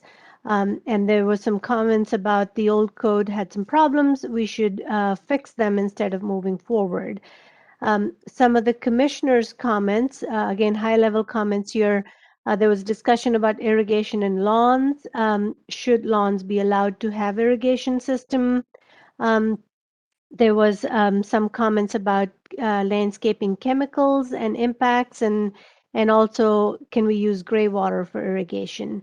So real quickly, obviously we're going to test the code for small businesses and see what if any changes can need to be made. So we'll add it to our list to review. If there were specific problems, we'll take a look at that as well. But if there are specific things that folks know were problems, we'd love to hear those as well. In terms of the irrigation and lawns, let me just quickly clarify. So the landscaping code doesn't really require lawns to be planted, rather discourages lawn. It's more focused on planting ground cover and shrubs and trees. But for existing lawns, there is language in the code that says that there won't be a code enforcement issue if the lawns are dry out over the hot summer, and that's not going to be pursued as a code enforcement concern. That's where some of the language for browning of the lawns has come up. Again, we'll take a look at the chemical use throughout the code. I think that comment came up with the critical areas as well. We've received some comments from King County Noxious Weed Program, which has recommended 50 feet, herbicides within 50 feet of these critical areas. There's really no reason why we couldn't go bigger throughout the city. It's more about enforcement of and education and telling people what not to do. Gray water for irrigation, there are some consequences here for the aquifer recharge. And because 40% of the city's drinking water comes from the aquifer, so there can be some concerns from going that path, but we will look at all of these and see in the next draft how best to address them. So in terms of, like I said, we'll review it for inconsistency issues, clarify the applicability, irrigation. One of the other things I think came up was screening. We'll take a look at that, and we'll test the code for unintended consequences for small businesses and others. So we'll make some refinements related to that. The question for your discussion is really, are we meeting goal 8 and 9? Which was, are we preserving distinctive neighborhoods and implementation of the climate goals and community development? So really the question is, are we meeting these goals, or are there additional changes that you all would like to see in the next draft? That pretty much concludes the presentation on this topic.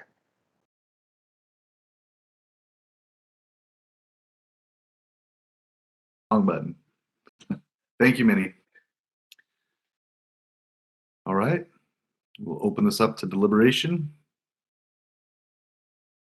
There's a couple questions of low-hanging fruit, and I'm sure there's going to be a lot of concerns and comments, but are we meeting our policy goals? There's one question I know we can either answer or not.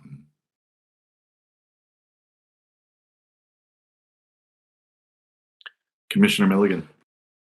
Okay, I'll go first. Dinah Milligan here. Thank you, Minnie, for the presentation.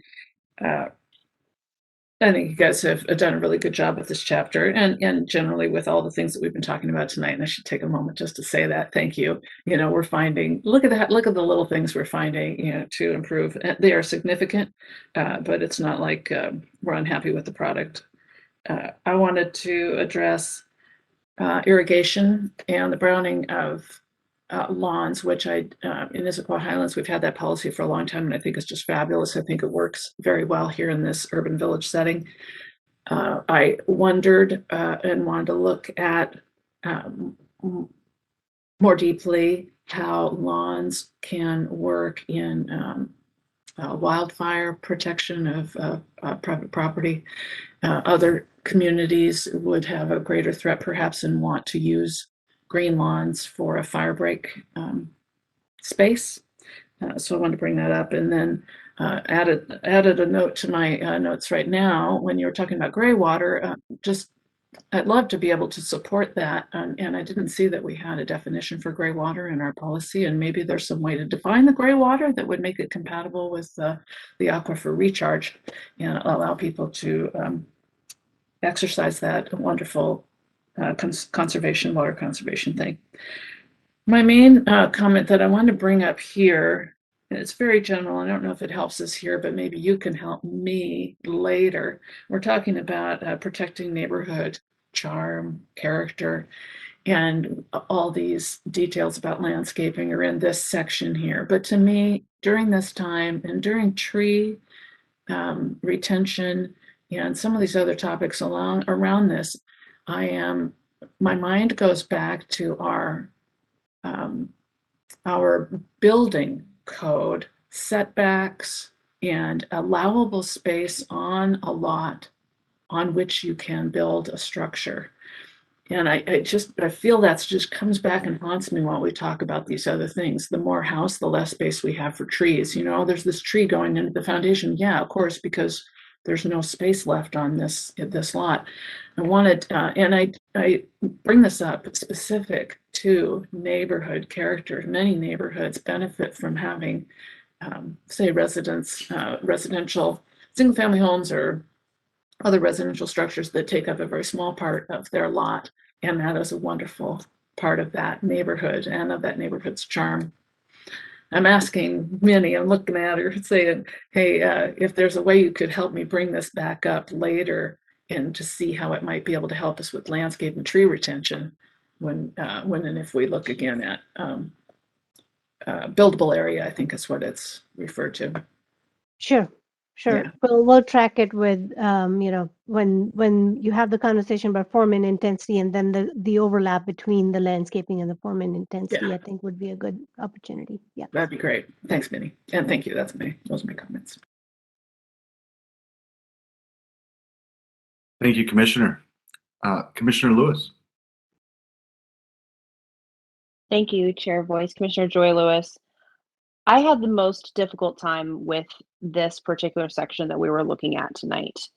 I believe there's a lot of mistaken code that was brought over, old code that was brought over that hasn't been working for us.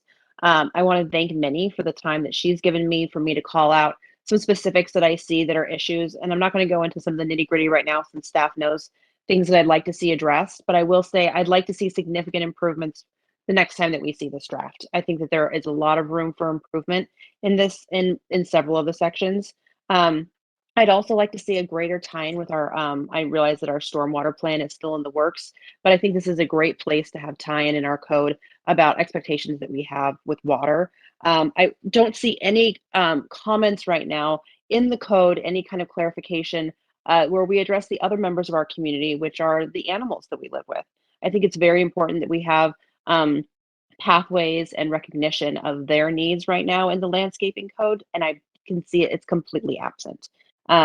I also think there's a serious refining that needs to happen on our use of chemicals. In fact, I would love for our commission to have a discussion about lawns. I think we should grandfather in the old lawns and ban all lawns. If you want to talk about a fire break, moss lawns are the best thing for a fire break. There's a variety of things that we can do to better conserve our water, promote pollinators, and right now I don't see our landscaping code doing that. And I think when we talk about ICAP, I think we need to say, how are we really reflecting the values that we've passed through on our climate action plan? Sorry, I'll stop using acronyms.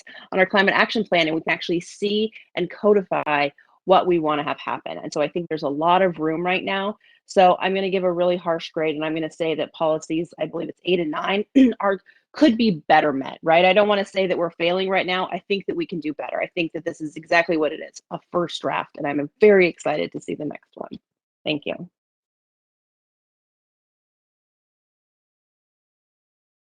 Encouragement. Love it. Commissioners, now is the time to deliberate. To Commissioner Lewis's point, again, even though much more work I think probably needs to happen and needs to be seen, this is our opportunity to at least send this draft off in whatever way we think it should go, for better or for worse. as far as, like I said, are you guys comfortable with what you're seeing? Or to Commissioner Lewis's point, are there some big changes you'd like to see? Now's the time to do it before we get our second draft later in the year.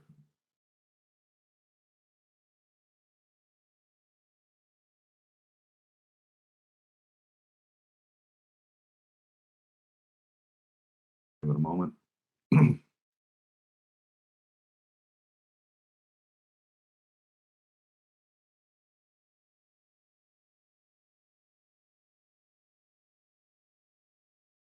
I thought this was going to be the topic that set it off. I think this is why we pushed this one back to the end. But maybe to Commissioner Lewis's point, maybe there's just a lot that is left wanting.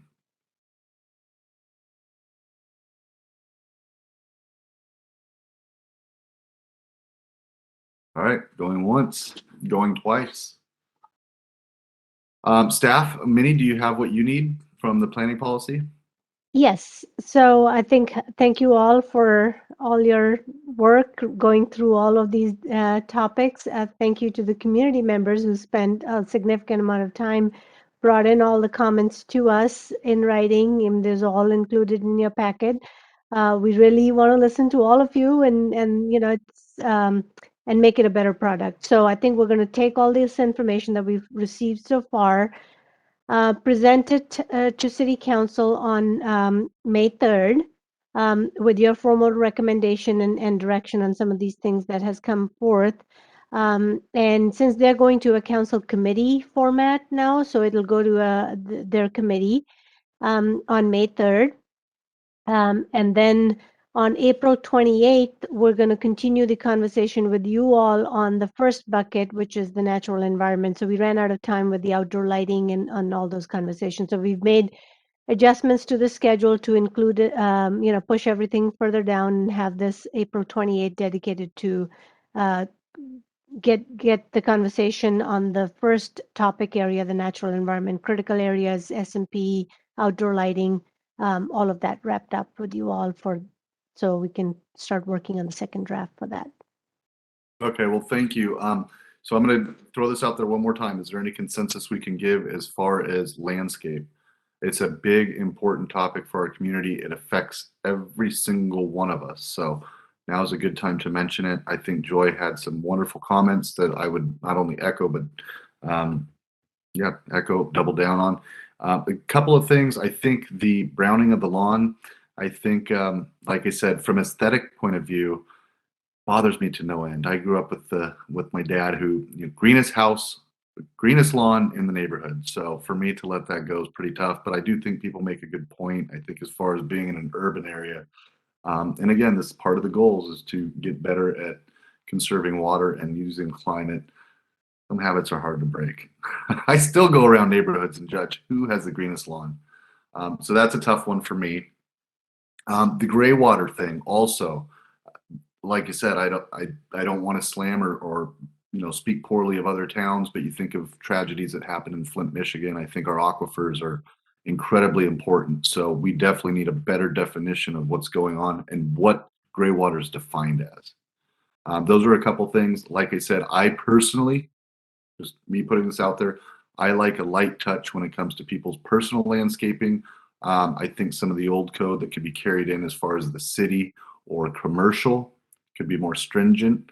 And I also like Joy's point, Commissioner Lewis's point, as far as chemicals. Now, I used to be a little bit more against this, but I think the problem really is enforcement, right? How do you enforce what people are using? I think it's citywide and commercial, it's a lot easier.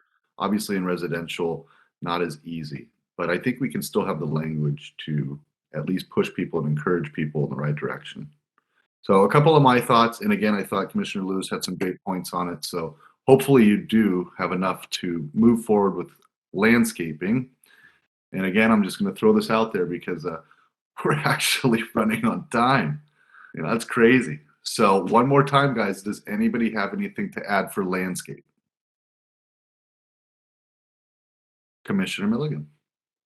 Oh, I can't have this end on time. Yeah, I want to Commissioner Lewis, Nina Milligan speaking. Commissioner Lewis's comment about habitat and wildlife. I don't know how to answer that, but I do want to support the sentiment that she expressed. And in that, I also have, just because Chair Voice is so convincing, we must comment. I didn't have a good enough lens when going through the code to look for this, but now I am inspired in this deliberation to mention it, that do we have protections in the landscaping for those uses that are along boundary lines that can somewhat infringe on another person's property?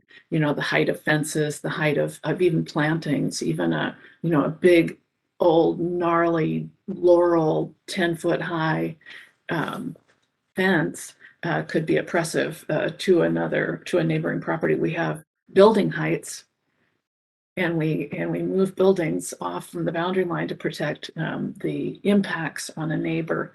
So I bring that up as an example, maybe if, and I wish I had something specific now, but I didn't have this lens on, to be mindful of the codes that we can use that protect neighbors from each other in the landscaping. That's all. Good point. I think we can, a lot of times the fence height at the property line is deemed to be, if it's a structure, it has to meet your setback requirements. So you really can't put really tall, barricades right on your property line. Generally, it's like 6 to 7 feet, doesn't need a building permit, and you can put it right at your property line. That's why somehow they end up being 6 or 7 feet. Otherwise, they have to meet the setback. We can look at, the placement of the fences in relationship to landscaping. Because if you put a nice landscaping and then you block it with the fence, then, so that's certainly something we can explore in terms of how the code is currently written and if there's a way to make it better.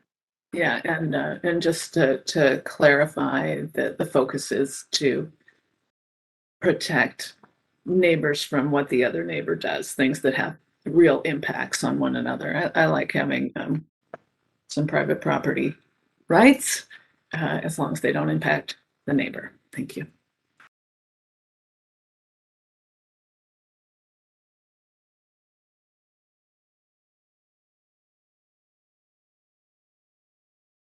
All right. Well, fantastic discussion, everybody. I want to say thank you for the great comments and deliberation that we've had on all three topics. I'm hopeful, and I think staff has enough to work with, at least to get this first draft rolling, and looking forward to hear our second draft. I do have one comment for the good of the order, and then I'd like to open it up for a general public comment very quickly afterwards. So please, Commissioner Lewis. Thank you, Chair Voice. I wasn't sure where on the agenda that was coming next. I do want to say that I emailed staff specifically about this, and I want to make a comment that I was disappointed that we did not continue the public discussion from the last meeting to this one. I don't see any reason why, in regards to a legal reason or for Robert's Rules of Order, that we shouldn't have continued an opportunity for the public to speak tonight. While I recognize that there are a variety of places that the public can comment, both directly to staff at council work sessions, I really find that the Planning Policy Commission is a vital part of our mission, is to allow a space for the public to be able to speak, and to only have one meeting in front of us, the last meeting, which was a triple attended joint board and commission meeting, as a space for them, I found troubling. And I think it's something that we could have done better on. And I would like to encourage in the future that as we are debating and talking about the next 3 through 6 buckets for Title 18, that we have more venues for the public to be able to engage with us. Thanks very much.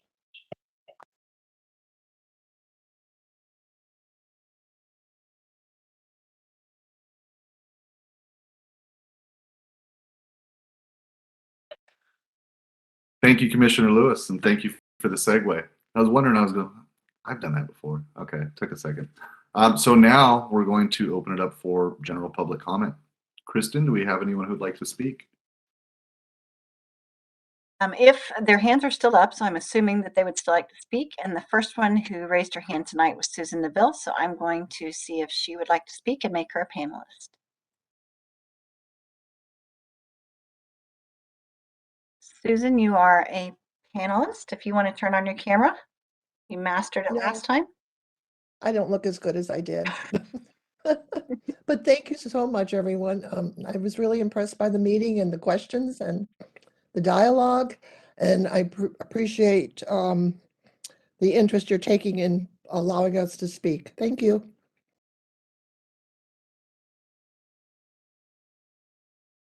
Thank you. Next, I'm going to. Okay, Susan is an attendee again. Next is Connie. Nope. Next is Mary Lynch. Mary, you are now a panelist and you are unmuted. You can, whoops. Now you're unmuted and you can turn on your camera if you would like.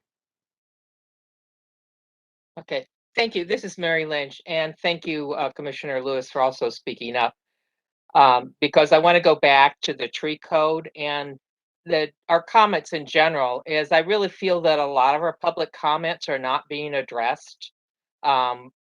Mine finally got in, although ones that I've made in the past have not made it in to the notes.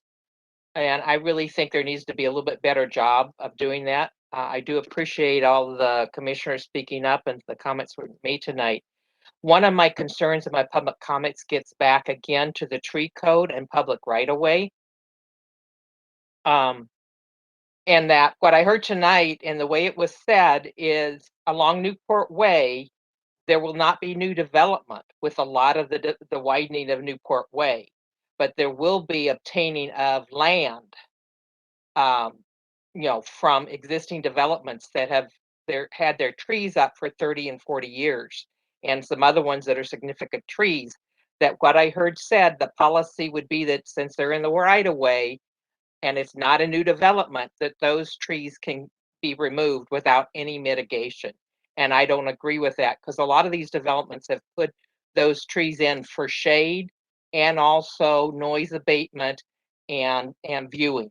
And we need to respect those existing developments where the right of way is being changed. And also in our parks, on Tippett Parks, there's no plan to redo Tippett's Park, but those trees may come down if the Newport Way is widened, and we need to have mitigation and hopefully some of those protected. I also want to talk about the landscaping.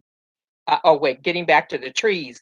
Also, I am part of a homeowners association that has an open space that provides the shade or the tree canopy. Over the years, every time we've cut down a hazardous tree, there's really been no requirement for us to replant the tree. And I've had a hard time talking with our homeowners board to make sure that, to try and get them to replant. But the code does not, and the existing permits does not mandate that we cut or that we replant for hazardous trees. And we can cut any number of trees every year. And the city has not accounted for all the trees and the hazardous trees we have taken down, plus all the trees that have fallen over the years in our common space, because there is no requirements for open or for the city or private developments to manage their tree space. So like what you're saying, you're counting on Talus and the Highlands for those open spaces to protect your canopy. Well, there's no plan to protect or to keep the health of those trees. So unless there's a change in the code that requires public and private to protect and manage those open spaces, you're going to fail with your tree canopy, because with global warming, those trees are going to come down. And if we don't have an active management plan for those areas, we're going to lose them.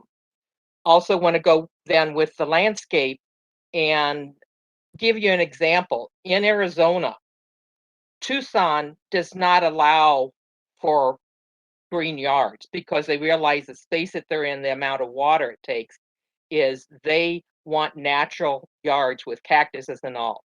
You go up into Phoenix and you've got all the northern people that have come from the Midwest that kind of was referred to.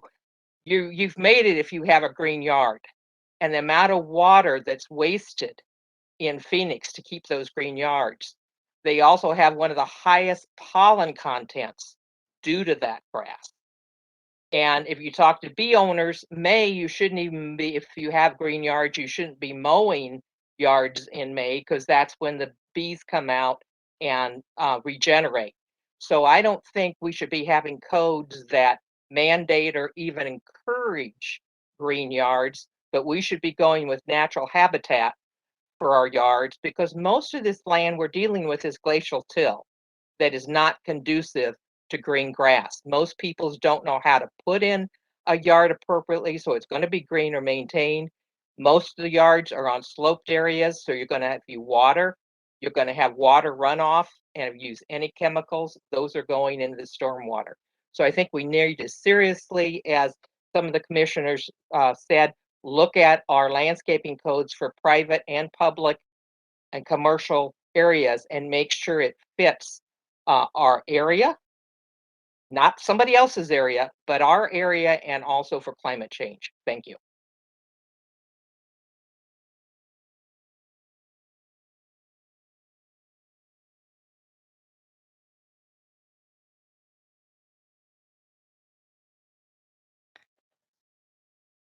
Kristen, do we have any more public comments? No, no one else has raised their hand. Okay.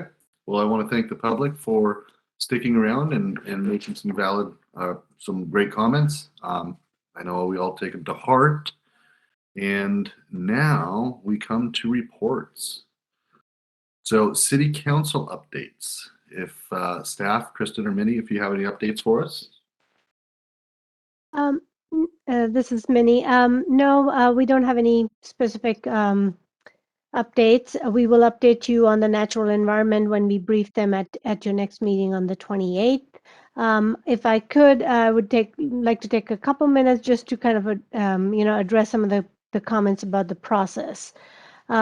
So as you all know, this is a heavy lift for all of you, staff, community members, and we really value all the input that we're getting from everyone. We're listening, we're doing our best to track all the comments that are coming in, and we want to, this is everyone's code, and everyone has a stake in it, and there is never our intent to not get public comments or not track them. We're committed to it from the beginning till the end. The process, the way it's laid out right now, is when you get your first public hearing comments, we include a public comment matrix with our response of everything we heard that informed the first draft. So that's the comment matrix that you'll see with your first packet when you are holding the public hearing. During the public hearing, and all the comments that come on the draft code are folded in at with your deliberation packet. The issue we run into is when when we keep getting public comments after the public hearing, we can't have a live stream of those comments making into the matrix. So there is a cutoff of the comments that can actually be folded into the matrix for all of you to have a deliberation. And when we first set out the process, I think the request from Planning and Policy Commission members was, you were fine with having these joint meetings, but you wanted your own meeting when you were finalizing your deliberation. And we've honored that, and we've given you one meeting where you can actually have a thoughtful conversation and deliberation on the topic. That's how the process was set up, and we apologize if there was confusion about it, but at this point, it was good to see that you were able to finish on time and have a good conversation. This is not the end, though. If folks have comments, we welcome them. We'll be going to council with this package, your recommendation. They can submit their comments then. We come back for a public hearing. Those comments can, additional comments can come in at that point. But having a rolling set of comments brings some challenges. And we were trying to balance that with giving you the information so you could have a thoughtful conversation and the time to have the thoughtful conversation. So just wanted to kind of explain some of the confusion about the process. So that's all I have to say. Great. Thank you, Minnie. All right. So no city council updates. Other business and announcements. Minnie, Kristen? No, Minnie covered mine earlier, so we're good to go. Okay. Nothing for the good of the order, commissioners? All right. Well, it's been fun, and I think a lot of wonderful information has been passed along. I think the deliberations were fantastic. So having said all of that, I'd like to adjourn tonight's meeting of the Planning Policy Commission at 8:36. Thank you, everyone. Thanks. Good night, everyone. Thank everybody. you. Great job, Chair Voice.